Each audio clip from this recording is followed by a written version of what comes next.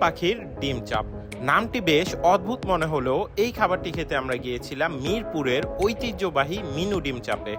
সব জায়গায় গরুর চাপ, মুরগির চাপ চললেও এই দোকানটিতে সব থেকে বেশি চলে এই কোয়েল পাখির ডিম চাপ। একটি ডিম চাপে ওনারা 10টি কোয়েল পাখির ডিম ব্যবহার করে থাকে, আর এটির প্রাইস হচ্ছে 80 টাকা। ডিমগুলোকে ভেজে সাথে কয়েক ধরনের মশলা সাথে আলুর চাপ মিশ্রণ করে এই চাপটি ওনারা তৈরি করে থাকেন। এই দোকানটির বয়স 45 বছর হলো। মিন্টু মাতবর সাহেবের বাবা এই মুরগির ডিম চাপ দিয়ে এই দোকানটির শুরু করেছিলেন। আমরা এখান থেকে নিয়েছিলাম কোয়েল পাখির ডিম চাপ, মুরগির ডিম চাপ, ক্রিম ডিম চাপ এবং আলু পরোটা। প্রথমেই ওদের সিগনেচার আইটেম কোয়েল পাখির ডিম চাপটি ট্রাই করব। মশলা এবং ডিমের পারফেক্ট একটি কম্বিনেশন।